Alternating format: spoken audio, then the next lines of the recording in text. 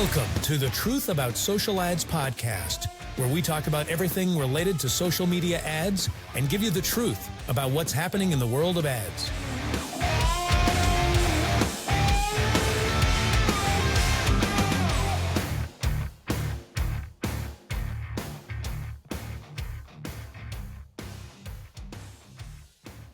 Hey everybody, welcome to another episode of the Truth About Social Ads.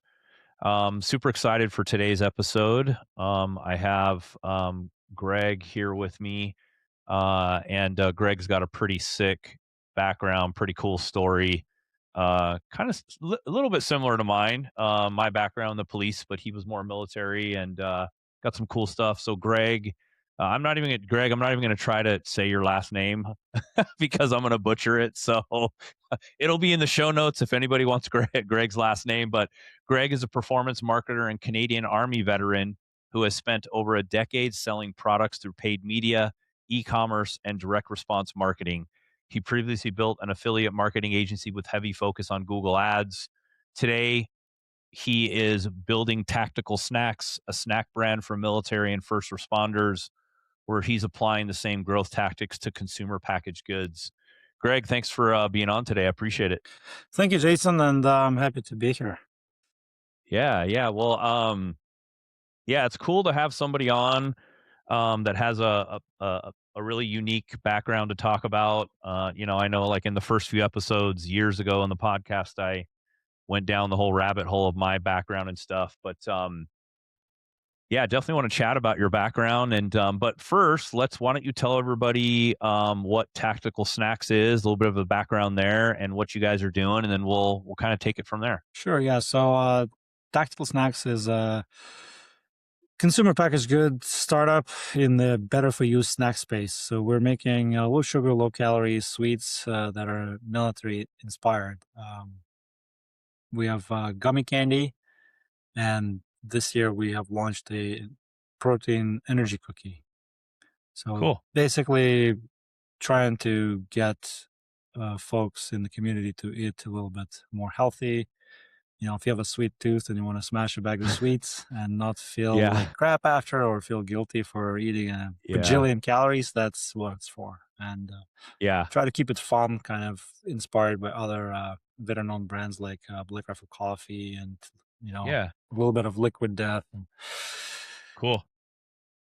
Yeah, that's awesome. I appreciate that because when I was a policeman, I mean, at 3 a.m. when we're running call to call and homicide to homicide and all that stuff, what did I normally do? Stop at 7-Eleven, grab a cup of coffee and like a Snicker bar or something really crappy for you.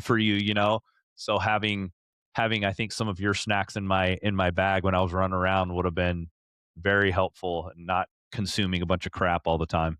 So that is exactly why I went down that path and started the brand. Yeah, and I'm sure military is the same, right? Like, you're traveling, you're doing certain things, and you're probably eating really bad. You don't necessarily have your wife or somebody there making you a healthy lunch or dinner or whatever, and you've got to survive on whatever convenience stores are around in the area, and that's not good. So I mean, there's obviously cases where you do need like all the calories you can get. That's when you're eating MREs and rations and stuff like that, and you're burning 10,000 calories a day, so to speak. But there's also times when you're living in quarters and you don't necessarily have the healthiest intake. Like I remember one time I was living in quarters as an instructor for the infantry school, and I opted out of the kitchen meal plan to save money. So I was basically eating like Costco frozen foods, and I gained 30 pounds just in like 6 months. Wow. And then I really started paying attention to what I was eating. Yeah, that's crazy. Well, so that's awesome. Love the brand Tactical Snacks. And you definitely don't have to be law enforcement or military to go and buy some healthy snacks from the website. But tell us a little bit about your background too. I'm going to ask a few questions. I did a little bit of workup on you, so I want to ask a few things. But like, yeah, tell us about your background, military side, your agency that you had started a long time ago, and all that good stuff. Kind of run through the bullet points for everybody. Oh, it depends how far you want me to go, but yeah. Yeah. So like I was born in the Soviet Union in the 80s, and then our family left in the 90s, immigrated to Canada, settled down in Toronto, and that's where I that's where my home base is. Like I do travel quite a bit, but that's where I spent most of my adult life.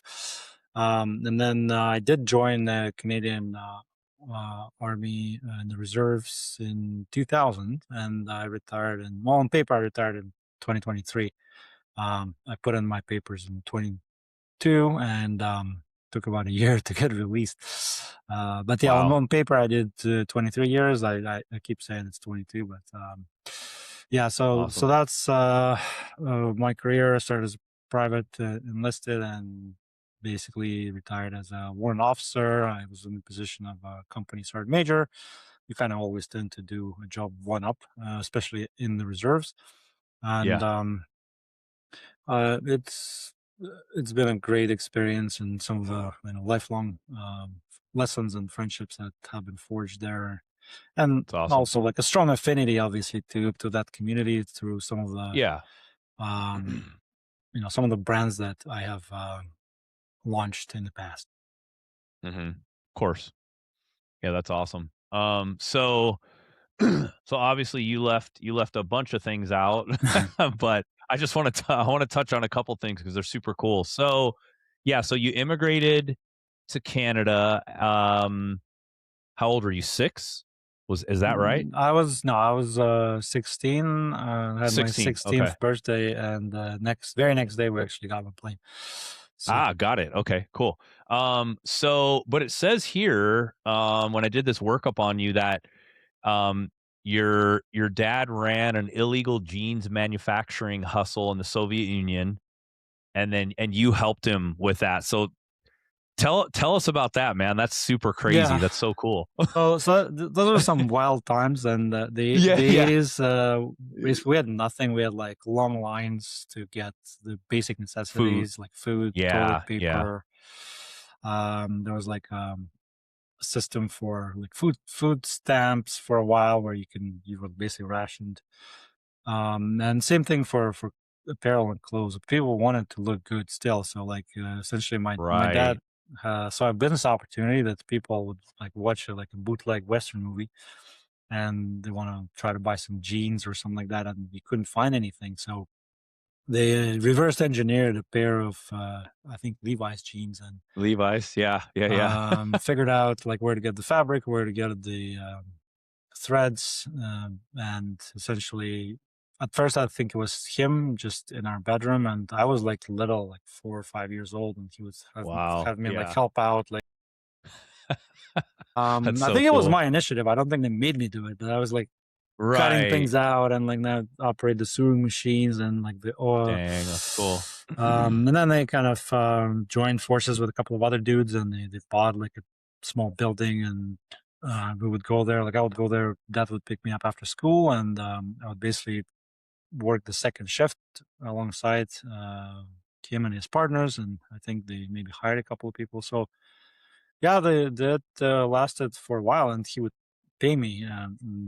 I saved up quite a bit of money. I think it was at the time almost enough money to buy like a car. It said that too. Like you bought one of the most expensive cars or something like that. I did not, because you couldn't just buy a car. Like it's not like you could just go and buy one. You had to basically be like a party member or know somebody like high enough in the food chain who actually had access to those. And so we invested everything into the Soviet government bonds, and in 91, when the union collapsed, the value of them disappeared overnight. So that was kind of painful, but I was also very young, so I was like, right. Yeah, so I didn't really care. But let me clarify, because it was illegal at the time because in communist Russia they just didn't want you doing stuff like that, right? Yeah. So actually, I was just having a conversation with a friend of mine, also like an expat at a event, a business event here in Toronto. We had this mentality where basically it was bad and almost illegal to profit off of any activity. So like, interesting. If you let's say if you bought this phone for $100 and then you no longer wanted to use it, you should have sold it at $100 or less. You would never sell it for more than that, because that would be illegal and immoral. And it's still ingrained in our heads. Like we're like, that's crazy. Selling is difficult for some of us, where we almost feel bad for like turning profit. So it's a very very interesting kind of philosophy that communism had, and that's why like it was illegal for a while to have any sort of business activity outside of like, maybe you grow some crops on your little plot of land and then sell it on the farmer's market. Like that was okay, but then eventually, of course, those rules were relaxed, and then after the collapse of the right. Well, yeah, of course, union, it was Wild West. It was like opportunity everywhere and all kinds of schemes and everything appeared. But in the 80s, yeah, it was basically at first like illegal, and then it was like semi-legal, and then eventually I think they legalized themselves.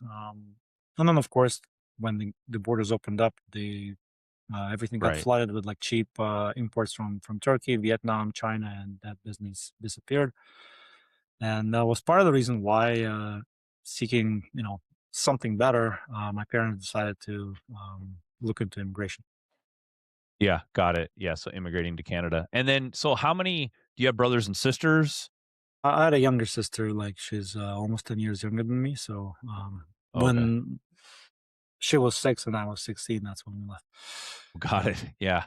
Crazy. Wow. That's super cool. As a police officer, probably like also just worth mentioning that crime was rampant in the 90s, like all those like organized and disorganized crime. It was everywhere. Like we would see like SWAT teams chasing down criminals, like literally from like my apartment window building. Like the vice mayor of the city got gunned down from an AK in my grandmother's apartment complex. So there was all kinds of shit going on, but it's another reason why we thought it would be a good time to leave and go somewhere more safe and stable. Yeah. Wow, that's crazy. So why not the U.S.? I mean, why go to Canada? It was the U.S. even a thought at the time for you guys? At the time, I think it was easier to get into Canada than in the U.S. I think those rules kind of fluctuate all the time, but like back then, I think they looked into like U.S., Australia, Canada, and Canada was like the most likely to happen. So basically, went through with that. Yeah. Yeah, got it. Yeah, that's crazy. And then, yeah, dude, it's so crazy. I mean, you've seen a lot in your lifetime for sure. It's funny because people tell me all the time, they're like, man, it seems like you've lived like 10 different lives, because, I was in the police department, did everything there, and then started the agency, and, lived in Argentina for a few years, and, I did all these things. And to me, it doesn't seem like a big deal, but to other people, they're like, dude, that's crazy. Yeah, like typically most people tend to like minimize their experiences, because you lived it, like it's okay. But for somebody else never exposed to it, that sounds like a scene from a movie or something crazy. So yeah, and it's a tendency to downplay what happened.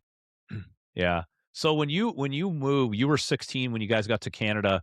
How was the language barrier for you? Like, did you learn English, or were you speaking more French? Or I'm not sure which region you're in Toronto, but I know there's French, right, and English in Canada. So how was that for you when you moved? Yeah. So legally, Canada is bilingual, but realistically, French is spoken mostly in the province of Quebec, and everywhere else, it's pretty much English. So, well, the good thing is, the silver lining in the immigration process, it took 3 years at the time.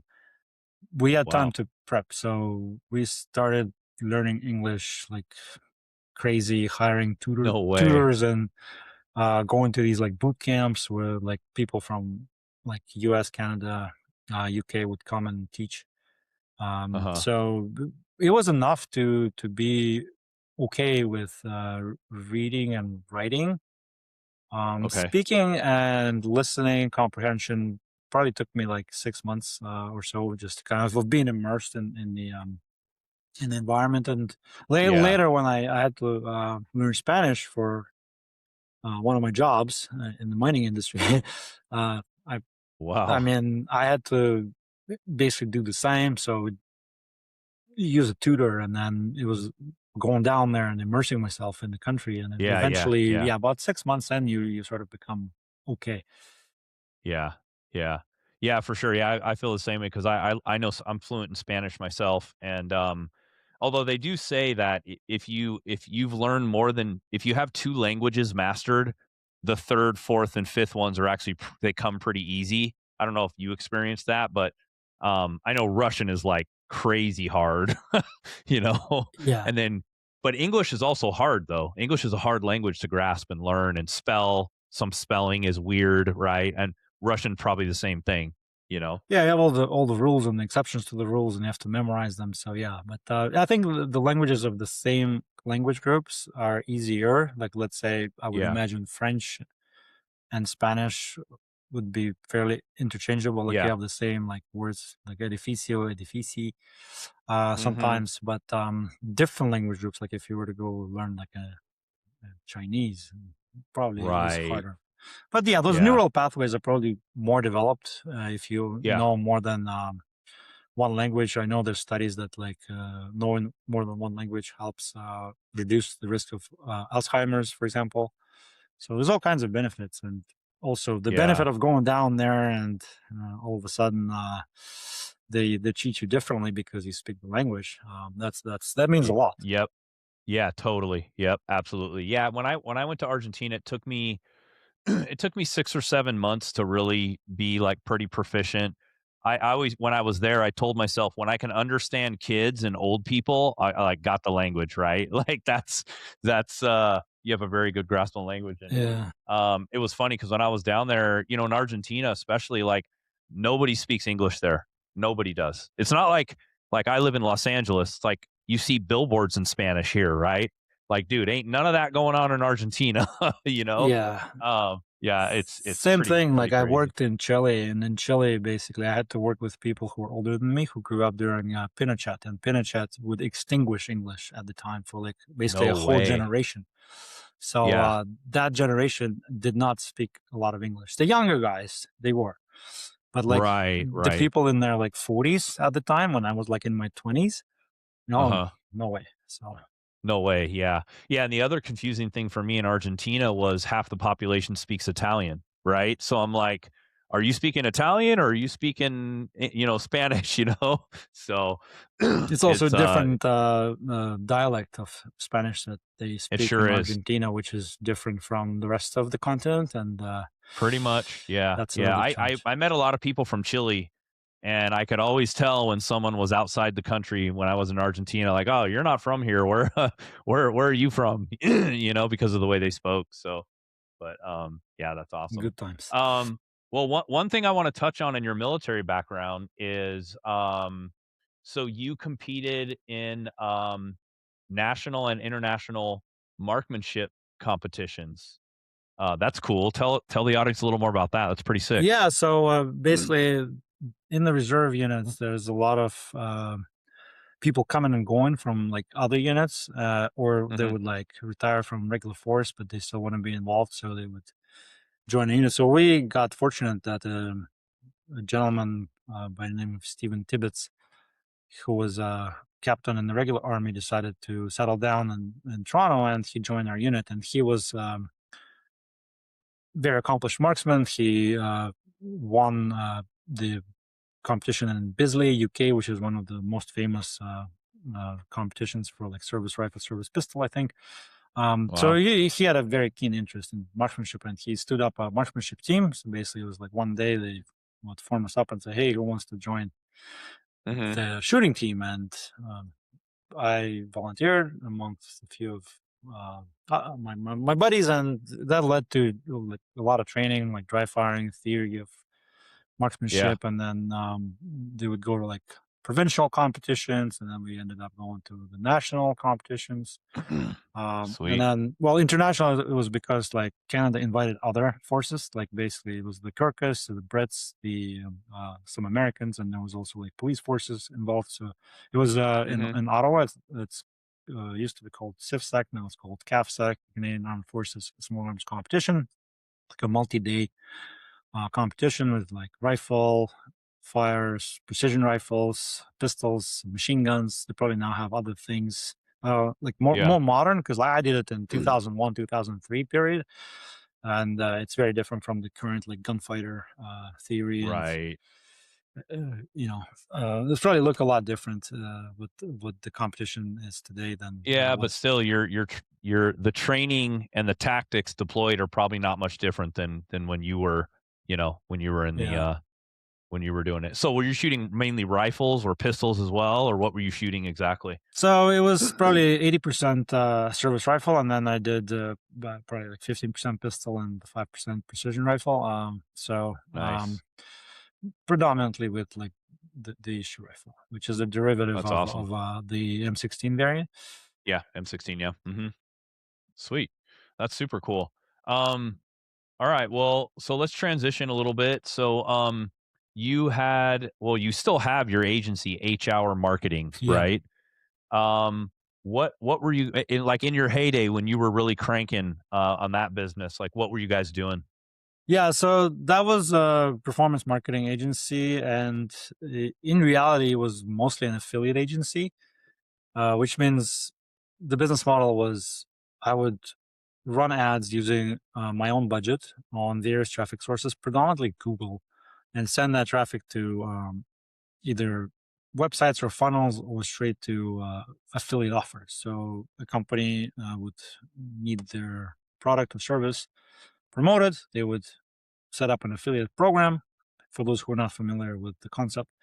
And once you become a member of the affiliate program, you can drive traffic. And if a transaction occurs, like somebody buys or downloads or whatever the action is desired by the client, you get a commission, usually a set cost per action, like cost per lead, cost per download, cost per install, and or a commission as a percentage of sales. So it varies, but essentially that was the gist of it. And for a while, it was fairly easy because the traffic costs were lower, and essentially little by little they started catching up to the point where for me it became unprofitable, and that's when I kind of was forced to look at other things. But essentially, that was the whole business model. And we had some clients where it would like basically run their ad accounts also on performance. So if they made money, we would make money.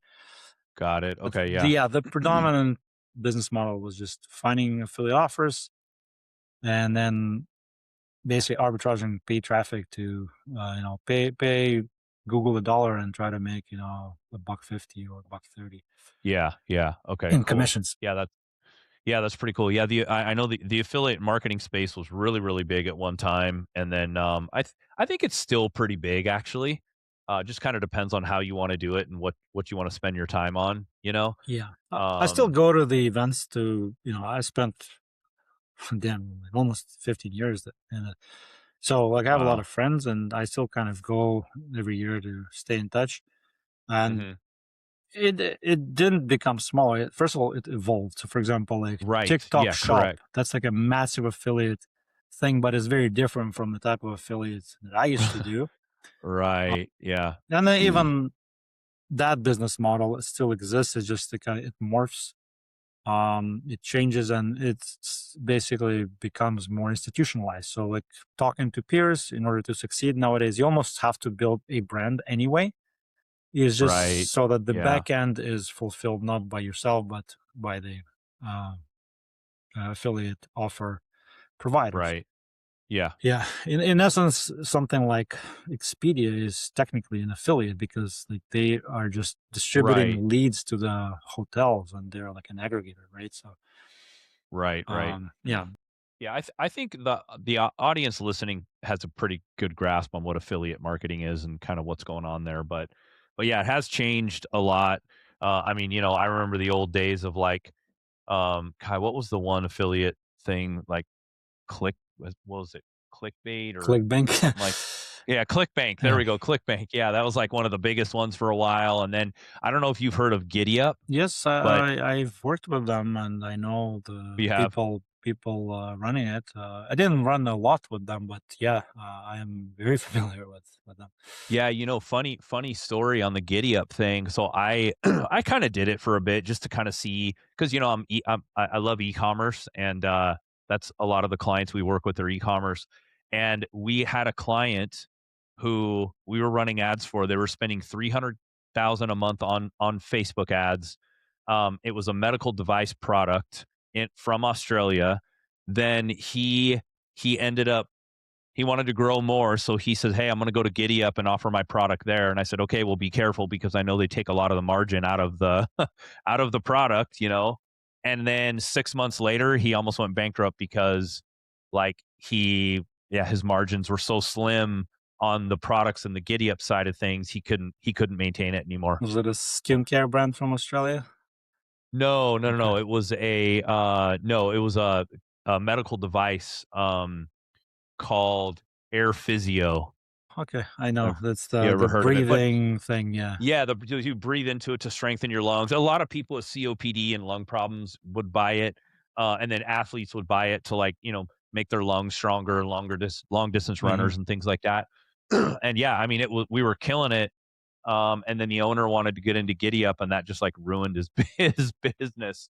So it's pretty crazy how that all happened. Well, yeah, so. I think the risk with affiliates is that sometimes there could be issues with quality, could be misaligned incentives. Like it basically is borderline fraud that can happen. Right, like, or they promise things, you know. Yeah, like you can imagine a scenario where like somebody says, "Hey, go buy your physio, everybody," and then just cancel it, and I'll give you X in reward, like something like that. Yeah. Or there's basically ordering stuff using like stolen credit cards, like that happens. So typically, Giddy Up or the network would monitor for that and provide fraud protection.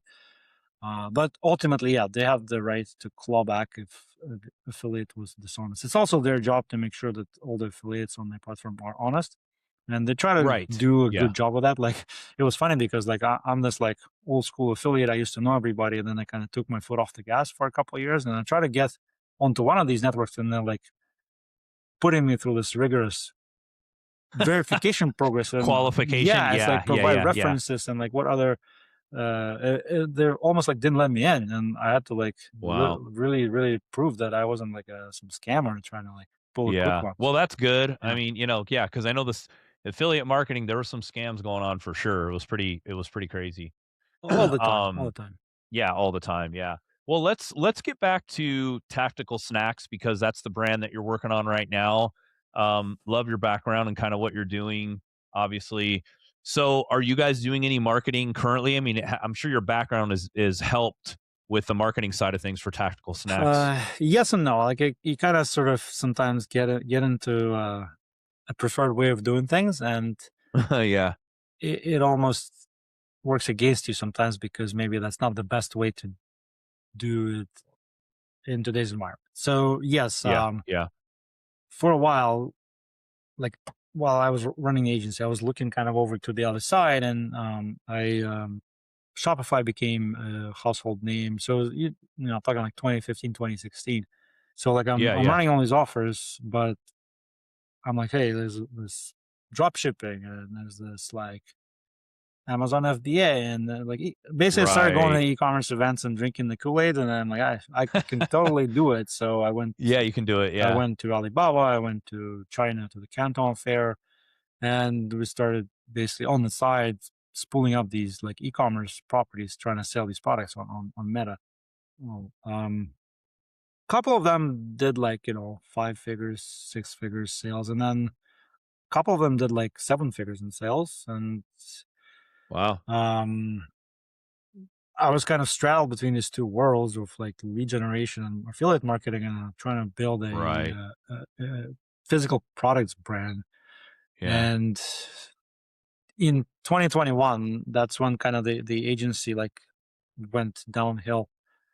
The combination of factors. Some of the biggest clients we're working with, they kind of went out of business overnight. There's some legal issues with lawsuits that they got themselves into, and in January of 21, like I lost over 80% of my agency kind of income, and wow, yeah, that was basically I was ultimately unable to replace it. So I was trying other things, out of the affiliate offers, trying to look for clients, and just like scrambling and like, oh my god, what am I gonna do?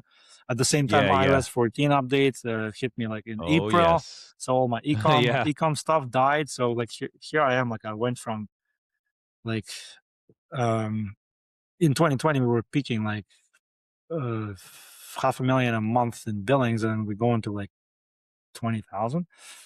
And I have a staff of like 20 people. So like I was burning cash like crazy, and I tried to retain them as long as I could. I had to let them go one by one. At this time, like frantically trying all these different things, like let me get some clients, let me like maybe launch a coaching offer, like any way to just like prop up the sailing ship. And right. In essence, like I had to let go of things one by one. The e-commerce products that I mentioned, that some of them did kind of like fairly well. I don't know, maybe it's through the affinity of me being in the military, but they tended to be in that like tactical space. So like I had some products in the tactical space, and then there was a firearm maintenance device that basically that was like the top selling product at the time. We went to SHOT Show with it. We went to like CES with it, and I made a lot of connections in the firearms industry, tactical industry, with influencers, with press, with like Guns and Ammo magazine had a full page feature on the product at the time. Wow, that's that was cool. Totally organically. Basically, I had this kind of sort of an asset in my mind of like I have all these connections, so like I got to do something with it. And after trying a whole bunch of things, I kind of went back full circle. I'm like, okay, well, this persona, I think I know the best as a customer. Is like a veteran, or maybe somebody in the military, or somebody in the firearms community. So I need to create something for them, and like let me try to build a brand. And again, after trying a whole bunch of ideas, like we tried shooting supplements for a couple of years, like because I was a competitive shooter, and I knew some competitive shooters, and other sports have performance enhancement supplements. This sport doesn't really have anything, so I was trying to create something like that, and kind of spun my wheels for a couple of years, and essentially in 2024 I discovered several kind of data points of like, well, it's a recession, people stopped buying pretty much everything, and the only like category where they still spend money to treat themselves is food and snacks. Like basically just that's the only guilty pleasure they had. So I saw that data, and then like I saw a couple of cases, like I would listen to a podcast or a YouTube video, like essentially in a short period of time, I heard like 3 or 4 different stories about these like food entrepreneurs who like launched these like snack product or a food product. And I'm like, okay, well, so I got the data, then I got these case studies, plus like I'm a pretty healthy guy. I don't need junk. So those are like, looks like I'm in alignment here. Like maybe I should pursue it further. And that's when I decided to kind of, I have this asset, I have these connections, this email list, this seasoned pixel, if you will. Right. Also, like from the supplements industry, there were some connections to like food manufacturing, because a lot of the factories, they kind of do both. So like there was a lot of things in favor of going down that route. And of course, I didn't realize how hard it would be and how much capital you really need to get something like that off the ground, and how long the lead times are, and all the different safety and compliance issues. So essentially, like it ended up being quite a lengthy launch process, like over a year. Like basically the idea for the brand was born in early 2024. I did some early validation work. So like I built basically a fake e-commerce website where like run effectively a crowdfunding program. It was a pre-sale. Right. Okay. Yeah. Running as the, hey, like this product does not exist, but if you want it, like here's the 50% off coupon, and you can pre-purchase it, and I'll give you your money back if it doesn't happen. And several hundred people were kind enough to trust me. This crazy cool. guy. So I pre-sold, a few of these and collected a bunch of leads on the wait list. So I thought like, looks like there is product market fit here, and I went all in on that. At the same time, I wanted to really kind of kill the noise in my head. So like I was still trying to do this affiliate marketing and this like other things. And I'm like, everybody says you should focus on one thing. Like maybe I should do that. So essentially, like I killed everything. So like the agency exists on paper, but I basically stopped working on it in 2024, and like however little was left of it. And other things I was kind of dabbling in. So went all in on this snack business, which is hard financially because I don't have anything really coming in outside. There's no like passive income or anything, but mentally it is a lot easier to try to focus on one thing than try to like do 3 or 4 at a time. Yeah, that's awesome. Yeah. Well, I mean, I think the brand's really cool. I'm definitely going to go on and grab some snacks because I'm definitely guilty of stopping in at getting gas, going into the thing, getting some crappy stuff, and so I definitely will be on there trying it out. And then I'm going to refer you out to as well all of my police and military buddies that I still keep in contact with. And thank you. Yeah. Let me know if you want to do like if you're ever in the US and you want to do like a tour of all the local LAPD stations and take a bunch of samples to guys and have them try them and get them hooked on them and make them buy them. Let me know, that goes for like, I can get you up at air support, maybe do a helicopter tour or something like that of LA. And then, would be cool to get your product out there more so guys know about it and they can throw your product in their lunch bags. Cause it's funny because when I first got on the police department, we would all go out to dinner, like right out of roll call, we would all go, out, eat something really crappy and then, start our shift. And then halfway through our shift, some of us would get together, eat again. And then, I started gaining weight and although I was working out a lot and running, I was actually in really, really good shape. And then, but just, the lifestyle and then the food you're eating obviously has a big deal. And then I started packing my lunch and became very healthy. And I saw that kind of spiral across the police department where guys were just bringing their lunch boxes, throwing them in their trunk of their car. And as you were running around, you grab something for your lunchbox and eat. And we weren't going out. And it also saved a lot of money because we weren't spending hundreds of dollars a day on food. So yeah, but if you're ever in the US and especially in California and Los Angeles and you want to come down, we could go down to some of the LAPD stations and do a big, tour and get into some of the roll calls and start passing your stuff out. I think that would be cool. Thank you. Yeah, that would be really great. I think we should reconnect offline for this. But something you mentioned is kind of the food aspect of teamwork. It's also another reason why I wanted to go down this path is because I remember like when you're like in the field or going through something and it's utter dog shit, like it just sucks. But then somebody breaks out a bag of like gummy worms or Skittles or something and you just like pass it around and it just brightens up your day a little bit. Like that means a lot. So like those communal moments, they kind of bring people together and bring the morale up. That's what it's for. It doesn't necessarily have to be like for sustainment, because for sustainment you do have like a regular like rations. It's literally just a treat. So the treat can be a little bit healthier, and a little bit more beneficial. That was the whole concept. But but that's what I was saying though. Like as a policeman, when I was on my shift, I'd be snacking all day. The big meal would come at the start of the shift, or maybe in middle of your 12-hour shift, so 6 hours in. But we were so busy that snacking was just hey, grab something in the car as you're rolling code 3 somewhere. You're like trying to eat something real fast, because you're starving and you literally have no time. Like, I mean, I would say probably 3 or 4 times, a week in my shift where I just didn't have time to take lunch, right? You just don't have time, Yeah, you know? yeah. Because you're in LA in the worst neighborhoods of Los Angeles. You're literally running around all night long, So it's cool. But well, I wish you the best on the brand. However we can help get it exposure and help out with the brand, please let us know. Yeah, for I know sure. we've been on for a while now, but thanks for coming on today, Greg. You have an awesome story.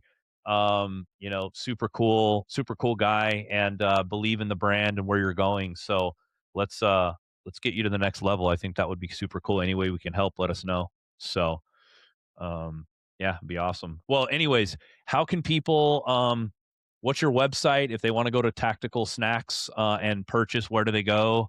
And we'll take it from there. Yeah, so tactical-snacks.com. Somebody else squatted on tacticalsnacks.com, the main name. And dang it.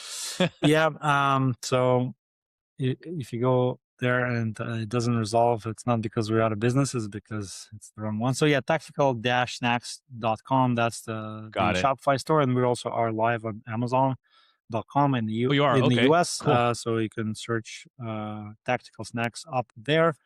We are, like I was saying offline, in the process of restocking because we were out of stock on a couple of SKUs. Yep. Yeah, I noticed you're sold out. So when this airs, probably would be back fully stocked. But yeah, we have 4 different flavors of candy. We have a variety mix of candy where you can just try all of them together, and there's 2 flavors of cookies currently in our assortment, and working on some other interesting stuff. We have a protein gummy project in the works, where you would actually eat the same kind of gummy candy but with the additional benefit of protein, and nice. That's also in the works. Yeah, planning to roll out other things. Like, I know I didn't really answer your question on how we're advertising the product, but I'm planning to explore TikTok Shop in probably Q2, Q3 of this year. Okay, cool. That would probably be a big new initiative outside of just like normal organic and paid ads that I'm running. Yeah, like Meta and Google and stuff. Yeah. Okay, cool. That's awesome.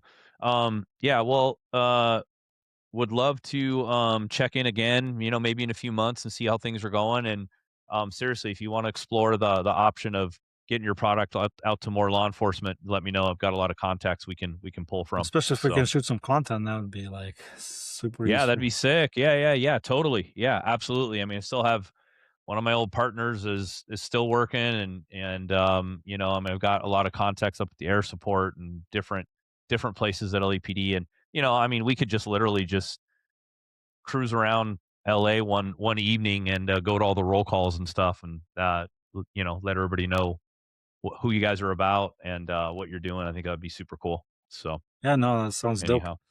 Thank you. All right, Greg. Well, thanks for being on, man. I appreciate it, and good luck with Tactical Snacks. I'm sure you guys will do awesome, and we'll talk soon. Thank you for having me. Thanks.